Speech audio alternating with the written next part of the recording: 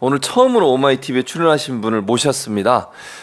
남영희 위원장이신데 반갑습니다. 안녕하세요. 처음 나오셨죠, 오마이TV? 오마이TV 이렇게 방송 스튜디오 방문은 처음이에요. 그러시죠. 어쩜 그러셨죠? 제가 낙선하지 않았습니까? 오마이TV 때문에. 그건 아니고 제가 이번 선거 기간 동안 정말 그 어떤 매체보다 오마이TV에서 열심히 저의 그 연설 장면 그리고 이재명 대표 방문 현장 엄청나게 조명을 해주셔가지고 많은 분들이 그 미추홀 을 지역의 선거를 어떻게 하고 있는지 더 많이 봐주셨습니다. 그래서 그 격려와 응원 덕분에 뭐 초박빙 상태였긴 했지만 이렇게 오늘 또 다시 뵙는 거 아닌가 싶네요. 그러니까요. 그래서 오마이TV가 그래도 남영희 위원장이 그때 열심히 싸우실 때 가서 또 보여드리고 많이 도와주셨어요. 그러니까요. 다른 어떤 매체보다 알고 계시죠? 네네. 감사합니다. 감사합니다. 근데 어쨌든 뭐 우리가 지금 웃으면서 얘기하지만 아직은 뭐 선거가 남영희 위원장은 선거가 아직 끝나지 않았다고 지금 얘기를 하고 계시는 상황이고 결과 이렇게 어쨌든 현재까지는 좋지 않은 상황인데 그 뭐 이제 이 얘기를 길게 할 건 아니지만 선거 당일날 또 투표 과정 이런 과정에 지금 문제를 제기하고 계시는 거잖아요. 현재. 저희가 그 공직선거법이 그리고 선거가 끝나고 나면 한 달 내에 그 이의 제기를 해야 돼요. 그 기간이 길어져도 안 되더라고요. 그래서 저는 오늘 내일 정도에 지금 이제 소장을 제기해서 선거 무효 소송을 제기하려고 합니다. 근데 당과 함께 대응하기를 원했는데 당에서는 계속해서 저희 지역의 문제점들을 함께 파악해 주고 오는 계시고요. 이후에 그 민주당 전체 후보자들 중에 선거관리위원회의 그 관리 단계에서의 그 절차성에 문제가 있다라고 하면 함께 대응할 생각이고요. 이 부분에 있어서 굉장히 조심스러운 것이 그 극우 유튜버 매체에서 뭐 주장하는 아니면 또는 우리가 유명한 뭐 황교안 뭐 민경 뭐 이런 분들이 주장하는 부정선거 또는 뭐 개표 부정 이런 건 전혀 아니고요. 실제로 제가 그 투표 당일 그리고 개표 과정에서 선관위에서 행정 사무에 있어서 절차를 위반한 법조항 위반 사안들이 드러난 것이 있습니다. 이 부분은 당연히 이의 제기를 해야 되고 그래야 추후에도 이런 일들이 재발하지 않기 때문에 그 부분을 강하게 항의하려고 하고 있습니다. 그럼 남영희 위원장이 보실 때 선관위의 절차상에 어떤 문제가 있다고 지금 주장을 하시는 거죠? 이번 선거를 뭐 진행하는 과정에서 매끄럽지 못했던 저희가 이의 제기를 해야 될 부분들이 꽤 많이 있는데요. 아주 중요한 점 한 3가지 정도를 제가 지적하지 않을 수 없습니다. 첫 번째는 저희 공직선거법 제 177조에는 개표가 시작되면 본투표함을 열어서 이 투표함을 열 때 개표 참관인들에게 항상 이렇게 보여주게 되어 있어요. 근데 저희가 그 4월 10일이었죠. 그때 그랬죠. 열심히 개표 과정들이 진행되고 있었을 때 그 안에 저희 쪽 정당 추천인 6명이 포함되어 있거든요. 그거는 우리 당뿐만 아니라 다른 기타 정당도 마찬가지입니다. 무소속의 후보일 경우는 3명을 추천하게 되어 있어요. 근데 우리 쪽 민주당 저희 그 개표 참관인들이 계속해서 이 득표차를 계산했던 과정 중에 이제 우리가 관내 사전 투표함 1번에서 7번 7개만 개함을 하게 되면 역전할 수 있겠구나 하고 기대를 하면서 그 개표 과정만 기다리고 있었던 거예요. 그 6명이 거의 다. 그 과정에서 그게 그 4월 10일 한 11시 이후인데 그리고 실제로 그 선관위원장이 방송을 통해서 선관위원장이 됐든 이 개표 절차를 진행했던 선관위 직원이 됐든 저희 개표 참관인의 그 증언에 따르면 이제부터 관내 사전 투표함을 개함하겠다라는 방송을 했다고 합니다. 그게 사실 실제로 있어야 되는 절차고요. 그래서 그 개함하는 그 위치에 서서 기다렸는데 7개 있어야 될 함이 4개밖에 보이지 않은 거죠. 4번, 5번, 6번, 7번. 그래서 저희 개표 참관인 중에 한 분이 갑자기 1번, 2번, 3번이 어디 갔느냐 하고 계속해서 항의를 하는 과정이 있었고 그 과정 중에 우리 선거관리위원들은 계속해서 개함 절차를 진행하고 있었고 우리는 중단시켜야 된다. 예. 이것은 지금 제대로 된 그 개함 절차가 안 되고 1, 2, 3번을 아무도 보지 못했다. 우리 개표 참관인이 이렇게 항의를 했고요. 예. 그 시각에 국민의힘 쪽 개표 참관인도 우리도 못 봤다라고 하는 녹취가 그분들도. 있습니다. 예. 예. 그러다가 이 실갱이가 조금 길어지니 갑자기 국민의힘 쪽 개표 참관인들은 본인들에게 유불리를 따졌는지 어쨌는지 전 잘 모르겠습니다만 갑자기 그런 말씀을 하세요. 개표 참관인에게 예.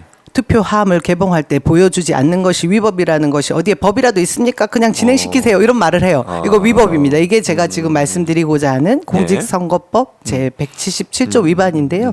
이 사항은 선관위 측에서는 예. 저희는 이것을 강하게 어필하고 있는데 본인들이 개함을 할 당시에 다른 참관인들이 봤다. 꼭 민주당 개표 참관인한테 보여주란 법은 없다. 너희들이 못 본 것이다. 이렇게 주장을 하고 있습니다. 예.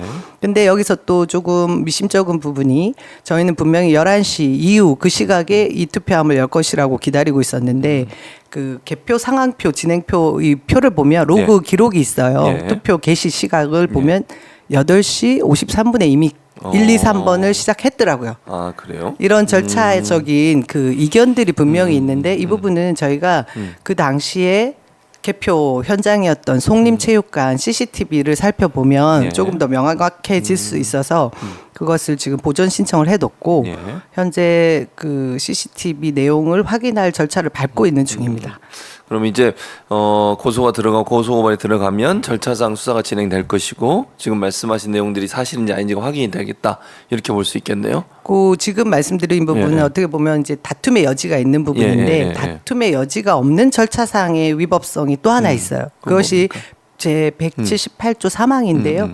이것은 저희가 개표 절차 과정에 있어서 선거관리위원회의 사무규칙이 있습니다.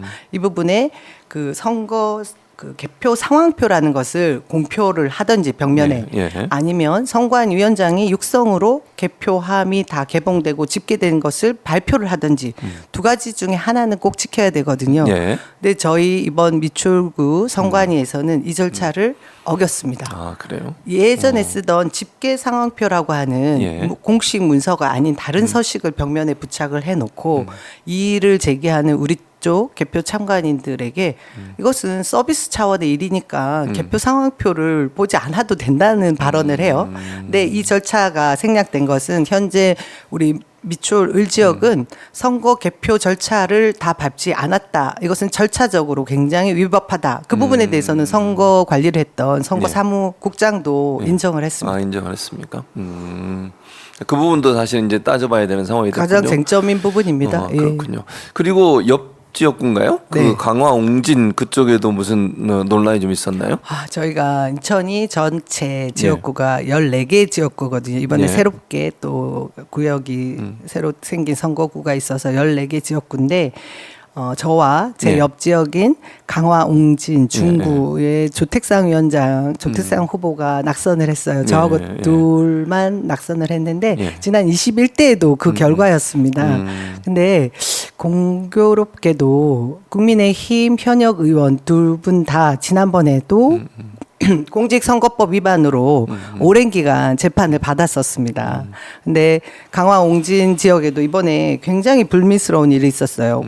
강화군의 그 시구 의원들이 예. 그 지역의 유지라고 할 수 있는 분들인데 그분들 13분 정당 그 읍면 협의 회장들 13분에게 두 차례 현금 돈 봉투를 전달했습니다. 그래서 2,600만 원 돈 봉투가 나갔다라는 실제 증언이 있고 녹취가 있고 그것이 제가 보기에는 그 매표 행위에 가까운 굉장히 심각한 공직선거법 위반입니다. 그래서 지금 고소고발 절차를 밟고 있는데 너무 조용하죠.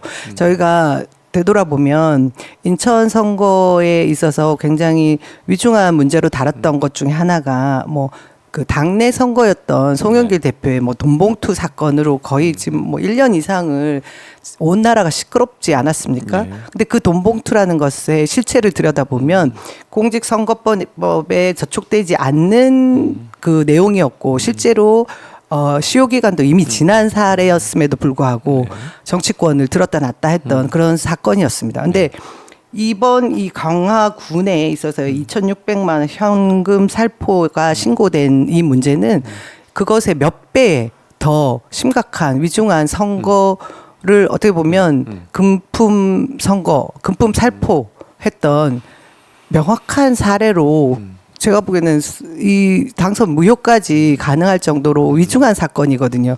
그런데 그 어디에서도 이 사건에 대해서 중요하게 바라보지 않고 지역에 그냥 언론 하나 정도만 단신으로 처리됐던 부분이 있습니다. 그래서 제가 지금 저희 우리 민주당에서 총선이 끝나자마자 선관위의 그 절차상 하자 부분을 제가 강하게 어필을 하고 나서 당에서 김민석 단장을 주축으로 하는 총선 투명성 검증단이 발족이 됐습니다. TF팀과 함께 이런 문제들을 다 종합적으로 좀 들여다봐야 되겠다는 생각을 하는데요. 우리 최진봉 목사님은 네. 이번에 출마를 하지 않으셨지만 선거를 치르다 보면 선거관리위원회가 과연 선거를 관리해주기 위해서 중립적인 그 위치에 있는지에 대한 그런 회의를 많이 느끼게 되거든요.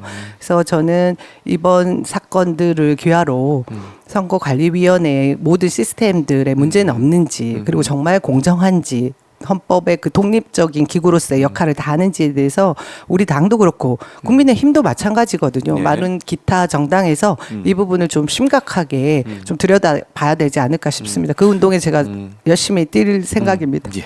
그러니까 강화 지역은 그럼 지금 고소가 들어가 있는 상태인가요? 네, 신고 접수돼 있어요. 아, 신고가 접수돼 내부에서 있고 고소 고발도 했더라고요. 그랬군요. 그럼 결과야 뭐 아직은 알 수 없는 거니까 그런 의혹이 있다 이렇게 지금 말씀하시는 너무 거죠? 잠잠하면 또 제가 지난 선거 때 저희 지역에서 한바 비리라고 하는 거대한 선거 공작이 있었는데요. 그런 얘기가 있었죠. 결국 이번에 당선된 윤상현 의원이 꼬리 자르기에 가까운 그런 결과가 또 나오더라고요. 결국 뭐 명확한 증거가 있든 어떤 저는 우리 사법 체계에 있어서 무전 유죄가 아직도 우리 사회 뿌리 깊게 자리하고 있다라는 생각을 지울 수 없습니다. 근데 그런 상황이 다시 재현되지 않으라는 법이 없는 거죠. 그래서 우리 깨어있는 시민들이 더 눈을 부릅뜨고 함께 이런 문제들에 대해서 관심을 좀 많이 가져주십사 하는 겁니다. 네, 알겠습니다. 지금 뭐 선거가 끝났지만 어쨌든 공식적으로 끝났지만 남영희 위원장은 지금도 이제 선거를 치르고 있는 그런 모습이라는 생각이 듭니다. 좀